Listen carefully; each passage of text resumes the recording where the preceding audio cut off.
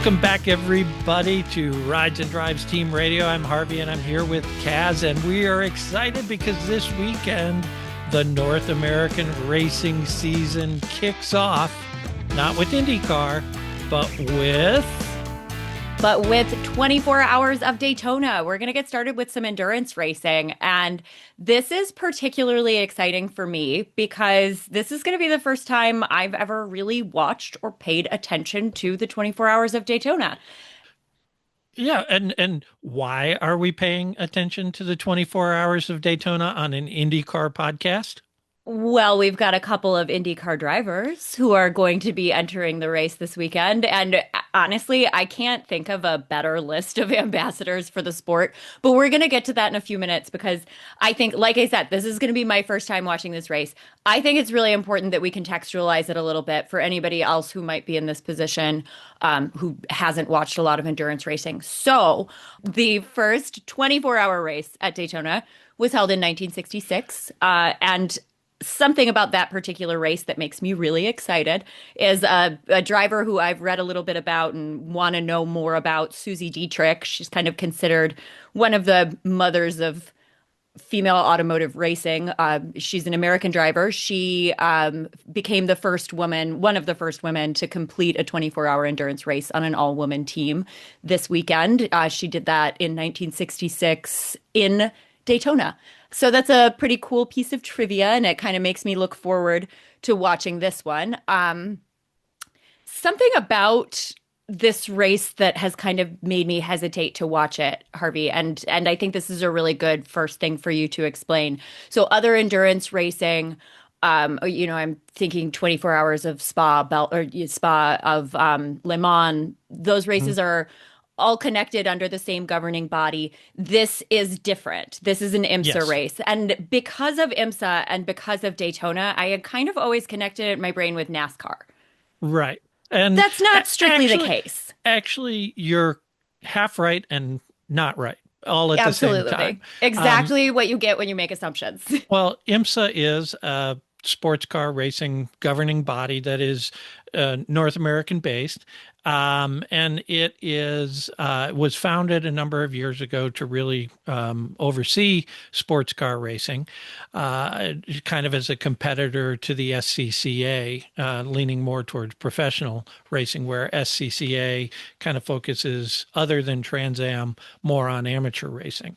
So IMSA was founded, but a couple of years ago, NASCAR actually took them over. So they are now a subsidiary of NASCAR. And the Daytona Motor Speedway was founded by Bill France, who was the founder of NASCAR as well. So there's a lot of interconnections between that. And you do see some NASCAR drivers competing in the 24 hours of Daytona, just like you see IndyCar drivers in the 24 hours.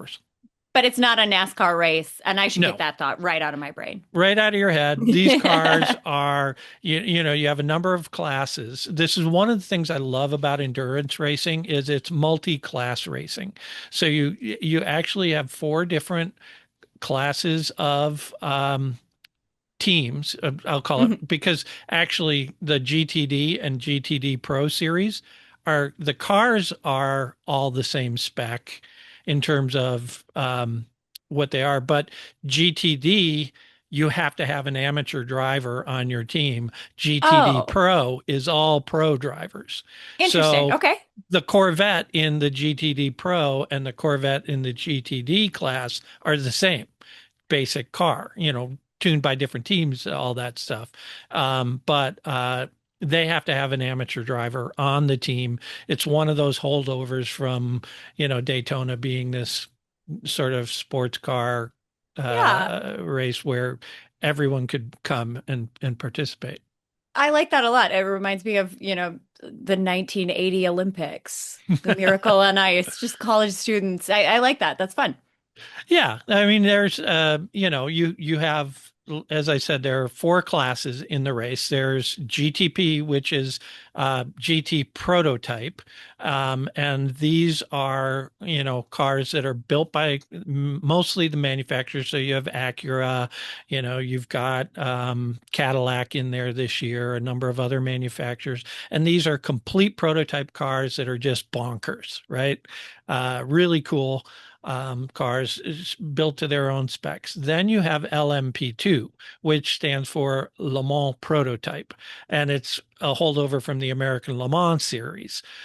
These are a little bit, these are, they aren't based on street cars, and actually, there's only one brand of car in the race this year with those cars. But LMP2 is a purebred race car and a single seater, but it's not quite as high performance as the GTP cars. And then you have GTD Pro and GTD Pro and Too many GTD. GTs. Yeah, which is and it stands for GT Daytona. Okay. So, and these are race versions of street cars. Okay. So you have the Corvette Z06, not the same as the Z06 you can buy in the street, totally, tricked out. Same with the Mustang GT3. That car is, has a mid-engine in it. And Ford built that car specifically so they could go racing at Daytona. So, these are, they look like street cars, but they're serious race cars as well. Porsche Sure. 911, you've got a Lamborghini Huracans in there, a number of other, Lexus has the RCF, GT3 in this series. So lots of great cars and reasons for people who are fans of different manufacturers to tune in. Sure. Yeah, car enthusiasts. I can Right. see cars that I know and love going around the track. That's awesome. Love Yeah. that. Yeah. What other questions do you have about the 24 hours of Daytona? Well, not so much questions, but I do think we should go over team structure and what we expect to see drivers doing. So, question: Yeah. we've got teams of 3 to 5 drivers. Yep. How long? What length of stint are we going to be looking at most of the time? Yeah. Typically, and they obviously run fuel stop to fuel stop if they can. They don't want to Hmm. stop until they need a fuel stop, and they'll come in and because of it's a 24-hour race, there's a lot of things that can happen, right? Sure. Yeah, definitely. Accidents, mechanical failures, things like that. So you will see, a team changing the front brakes on a car Okay. because they get worn out. Or, if a team breaks an axle, say something breaks in an axle, they'll pull the car in the garage, go fix it, and bring it back out, even if they're 40 laps behind. Perform Because, major repairs. Sure. yeah, Yeah, it might happen to somebody else. and so you just keep going and going and going. I was at the Petit Le Mans at Road Atlanta a few years ago with Lexus, and that's a 10-hour race. And yeah, they had a major crash at the beginning of the race. Some Yahoo ran them off the road and ended up having to basically rebuild the car from the ground up. But they did it and got it back out there, after 4 hours of repairs. They just, they're there to race. That So, might be the most Wisconsin thing I've ever heard you say. Side note, some Yahoo ran him off the road. oh yeah, hey there. Fantastic. Yeah, Miss Indiana over there. Yeah, Hoosiers, national champs, baby. I just want That to is insane. yes, this is not a football podcast, but I could talk about this for hours. I do want to just toss one thing in there. Indiana did do one thing this year different. They hired my husband as faculty, and I know correlation and causation are not the same, but maybe they should extend his contract just in case. There you go. Might be the difference maker. Who knows? I I So, I'm all for that. So, yeah, Indiana University, listen up. You've got a faculty hire to make. Anyway, one more question before we move on to this year's 24 Hours of Daytona. How do you win? You drive more laps than anyone else in the 24-hour time frame. It's They, distance over time frame. right. It's and so, and it's this race has been amazing the last few years. In some of the classes, there has been wheel to wheel racing right down to the last minute of the last lap. So what happens is if you cross the leader crosses the line, um, just before the 24-hour mark with one lap to go, and that's it. You drive Mhm. one more lap. So, it's a really fun race to watch on TV. You can, it's on Peacock, so green flag drops at 1:20 Eastern time. So you can, watch the start, see how things start to shake out, spend a couple hours watching through the first pit stop or two, a driver change. They typically change drivers at either at every pit stop or sometimes a driver will double stint. You'll see this a lot in the GTD category where the Okay. amateur will drive one stint and a pro will drive two. Sure. Sure. They just But need I to be think, on the team. They well, don't no, need to do, yeah. they don't need to do the majority of the driving, but they do need to drive a significant amount of Sure. time. You can't just have a guy come in, do two laps and hop out, and then, let Alex drive the rest of the race for him. Sounds So, like a great strategy. yeah. I think it would work. Yeah. So, and also, if you ever get the chance, go to a live 24-hour race because it's a really interesting vibe. I mean, Yeah. first of all, I was at the 24 Hours of Spa a number of years ago, My God. fortunately, as the guest of Bentley. So that was that picture right behind me, right here. That's from there. I'll Anyway, never be cooler than my dad. That makes me so mad. so we were there, and you get to the start of the race, and it's all like the start of every race like that, right? It's all show, and people are there wanting to see and be seen, and all that kind of Hmm. stuff. Kind of like before an F1 race, and you do the grid Sure. walk and all that, and it's great. I actually I met Derek Bell, five-time Le Mans winner there, and we ended up becoming good friends, and now I talk to him when I see him wherever we go. It's kind of fun. But yeah, so there's that part of it, and it's all exciting, and he gets going, and people settle in, and then the race goes, and then after about 3 or 4 hours, the casual fans get bored, Sure.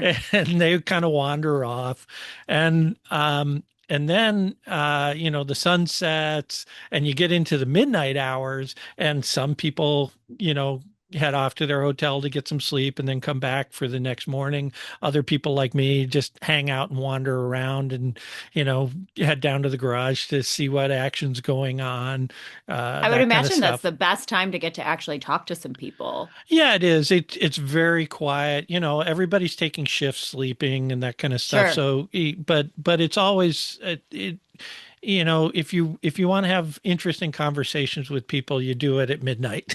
Yeah. It's and people let down their guard, and it's kind of fun. And then the morning, people start filtering back in, and so by about 10 o'clock, then the track will be as full as it's Packed. going to be again, and then people stay to watch the finish, which Great. happens at 1:20 Eastern time on Sunday. Well, I don't And know. yeah, and Maybe Peacock it. is yeah, Peacock is broadcasting the race wire to wire. So Right.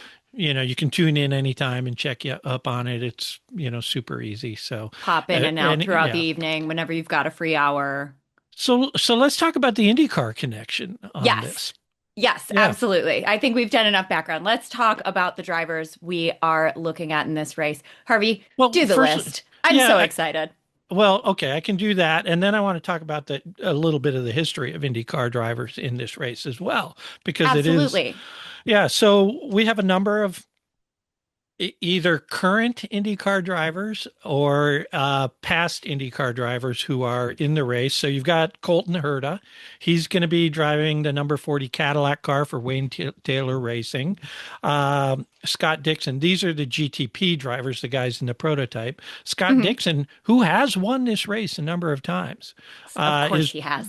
driving the number 60 Acura with Meyer Shank Racing. So Okay. he's been loaned out to Meyer Shank to do that. Alex Why not? Palou.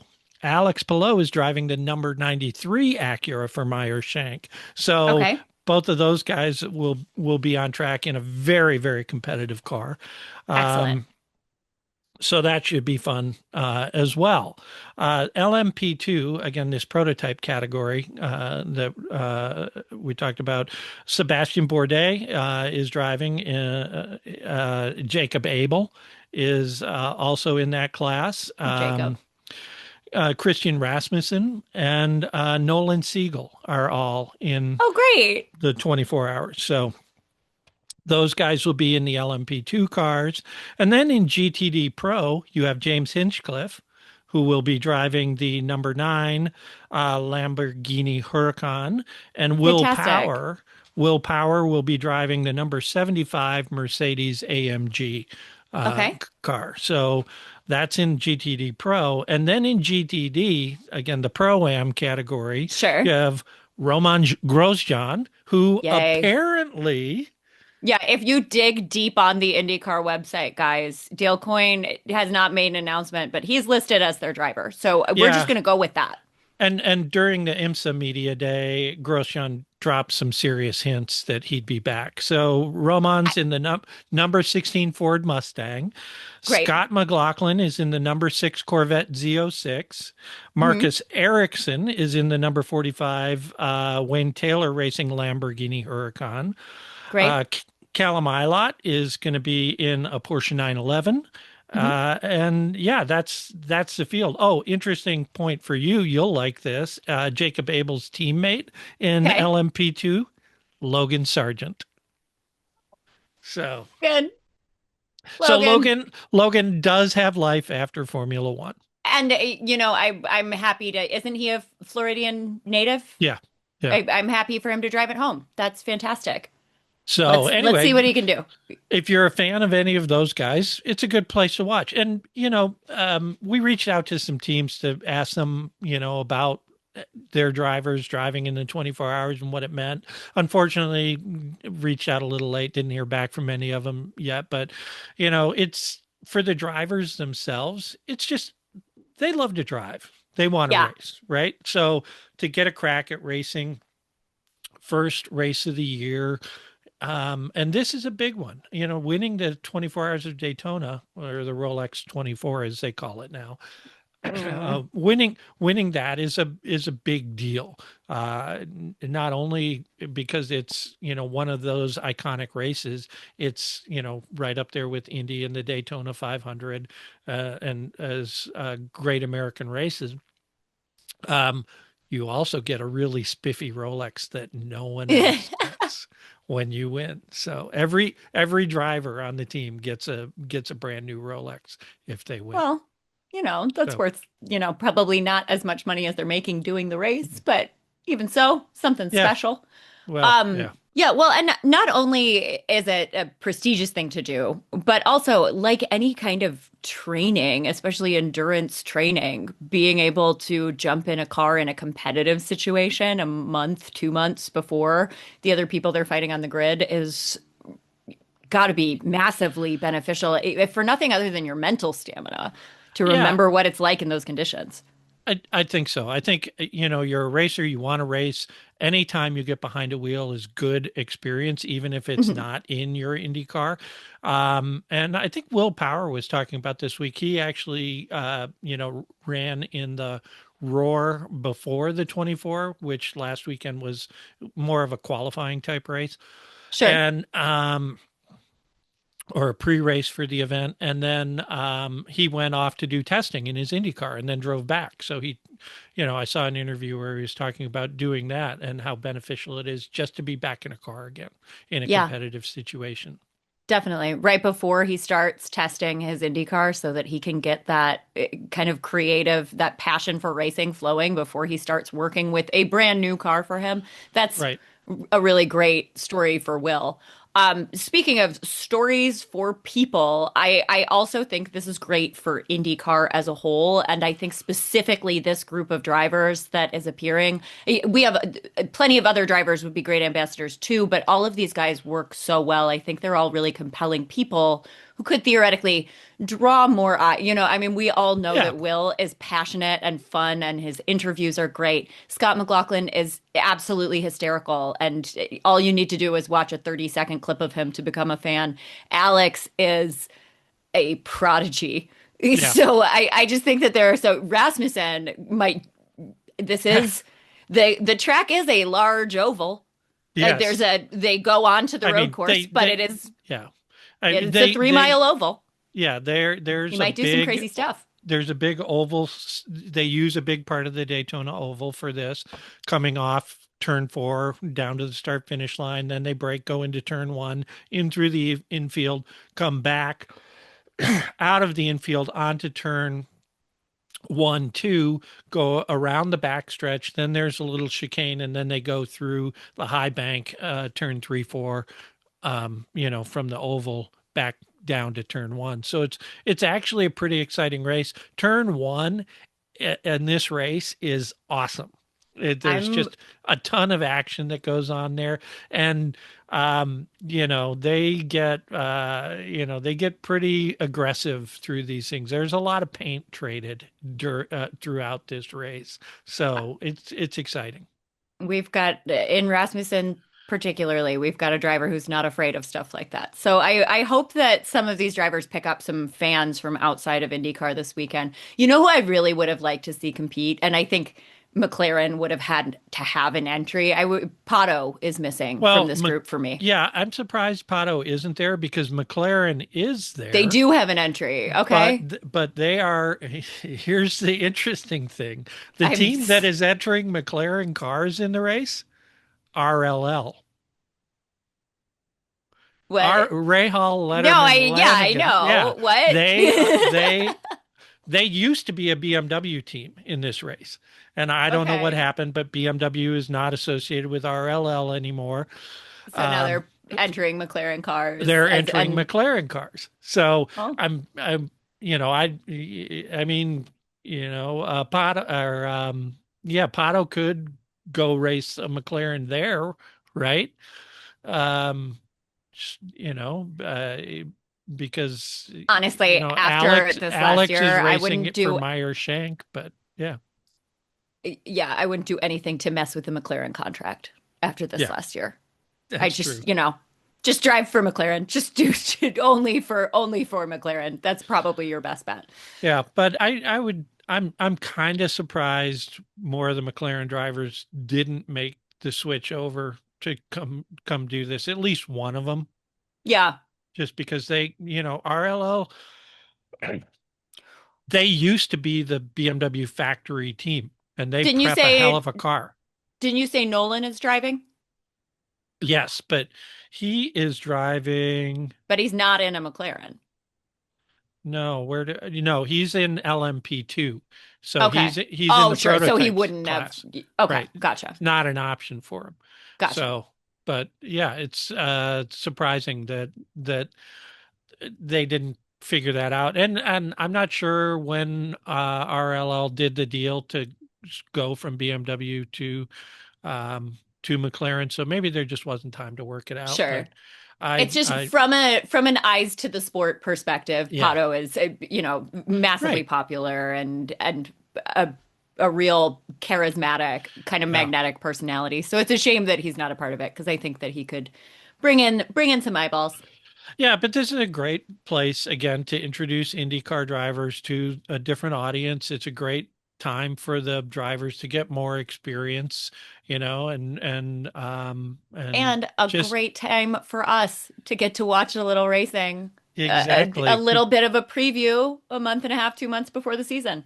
Well, and if one of those guys wins this race, they're going to join some great names in Indy history who have won the 24 hours of Daytona. AJ Foyt won Okay. the 24 hours. Mario Andretti, Dario Franchitti. I said Dixon. He's won a number of times, right? Yep. Juan Pablo Montoya, Tony Kanaan, Ryan Hunter-Ray. These guys have all. Helio Castroneves. He used to drive for Penske in this Yep. series. So, Legends there's of the sport. tons of legends who have won this. You know, dating all the way back. So yeah, even Al Unser Jr., Bobby Rahal. So there's a long history of IndyCar drivers who have succeeded in the 24 hours of Daytona. And that's as it should be because IndyCar is the premier American motorsport series. And those guys should, when they go into other series like this, they should win. They Right? should come out on top. Yeah, it's some of the most competitive racing I've ever seen. Why, Yeah. they should be competitive everywhere. Yep. And history proves that they have been, and we'll see what happens this year. Alex had some bad luck last year. His car had some issues and they finished, I think, 40 laps behind. But Sure. we'll see how they fare this year. Qualifying is tomorrow. So and that's on Peacock. So I'm going to be tuning in to see where they end up, and we'll just have some fun with it. As well, I can't wait to text you a flurry of questions throughout the event. Maybe we'll pop some of those online somewhere for people to find so that if anybody else wants a primer during qualifiers, they can Yep. they can have access. Sounds good. Yeah. So, yeah, first race this weekend. I'm excited, looking forward to watching it and sharing, thoughts with you. And we've got some exciting things coming up on the podcast for the next few weeks, right? We sure do. We've got some guests scheduled who are going to be giving us some historical context about some really excellent names that we all know, but maybe don't really know too much about. We might be getting a little bit of a look at the new renovations for the IMS Museum. Cannot wait to take a peek at what they've got going on up there and share it with you guys. And then, of course, we have the start of the season where we will be attending races, talking to drivers, and bringing you answers that you want to hear, and also just our pure enthusiasm for this sport. Yeah, I'm excited because once the season kicks off, we're going to be doing this 3 times a week. On Thursdays, we're going to do a pre-race kind of what's happening. The Saturday, we're going to do a qualifying reaction podcast. And on Sunday, we'll do a post-race reaction podcast as well. And we want you guys to join us on those, ask your questions, send things into us so we can really react to that. And we'll have our game again, our predictions game again. I think we should do a short primer, but we'll do that on another episode Sure. for the game. We need to Yep. clarify some rules. Rules. This is racing. Yeah, the rules only matter when you get caught. That's right. That's the All number right. one rule. That's the number one rule, right? All right. Well, thanks again for joining me, Kaz. This has been a lot of fun, and look forward to talking about the 24 hours of Daytona with you after the weekend. Yeah, I can't wait to chat about it. Thank you all for joining us. Everybody, have a wonderful weekend watching the first American Motorsport of 2026. We're back. Yes. So for Rides and Drives Team Radio, I'm Harvey, and I'm here with Kaz, and we'll see you all next week.